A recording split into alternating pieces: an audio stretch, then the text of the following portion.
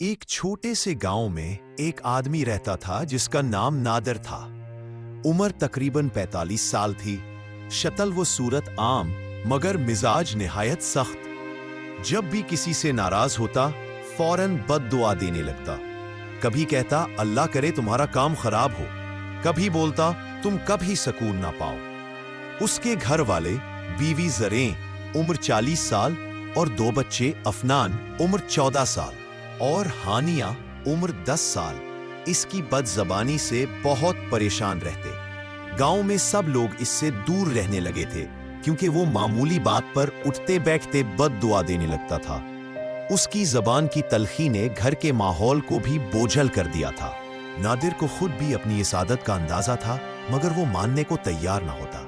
उसे लगता था कि बद्दुआ देने से वो अपनी झुंझलाहट कम कर लेता है, मगर हकीकत ये थी कि उसके अल्फाज घर के हर कोने में नफसियाती अंधेरा भर देते थे। ज़रीन अक्सर कहती, नादिर बद्दुआ जबान से निकालते हो मगर उसका असर सबके दिलों पर पड़ता रहे, बच्चों पर भी। मगर नादिर सुनता ही नहीं था। वक्त के साथ बच्चे भी उससे खौफजदा होने लगे। अफनान अक्सर अपने दोस्तों से कहता, मेरे अब्बू हर बात पर बद्दुआ देते हैं, मुझे डर लगता है कि कहीं हमारे ही रास्ते बंद ना हो जाए। घर में सुकून कम और खौफ ज्यादा हो गया था। एक दिन गांव में एक बड़ा नुकसान हुआ।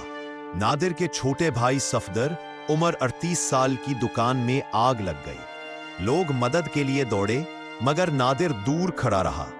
कुछ दिन पहले गुस्से में उसने सफदर को बद्दुआ दी थी, अल्लाह करे तेरा कारोबार खत्म हो जाए। आग देखकर उसके दिल में अजीब सा बोझ उतर गया। क्या वाकई उसकी जुबान से निकला हुआ लफ्ज किसी मुसीबत का सबब बना?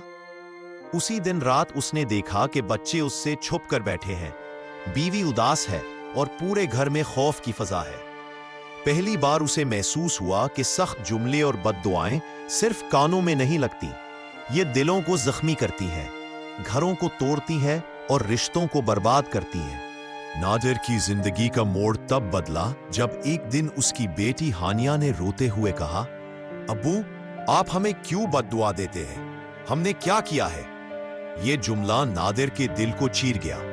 उसने पहली बार अपनी बेटी की आंखों में खौफ देखा, वो खौफ जो उसने खुद पैदा किया था। अगले दिन वो गांव की मस्जिद के आलिम मौलाना सलीम उम्र 60 साल के पास गया। उसने सारी बात बताई।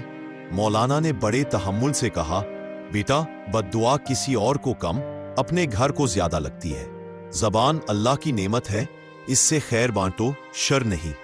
नादिर की आंखों से आंसू निकल आए। उसे अंदाजा हो गया कि उसकी तलखी ने घर की रूहानी फजा को जख्मी कर दिया है। इस दिन के बाद नादिर ने खुद को बदलने का फैसला किया। वो जब भी गुस्से में आता बद्दुआ देने के बजाय खामोशी इख्तियार करता या बाहर चला जाता। आहिस्ता आहिस्ता उसकी जबान से निकलने वाली सख्ती कम होने लगी। घर की फजा जो कभी बद्दुआ और खौफ से भरी रहती थी अब दुआओं और नरमी से रोशन होने लगी। बच्चों ने उसके साथ बैठना शुरू कर दिया। बीवी ज़रीन के चेहरे पर भी सुकून लौट आया।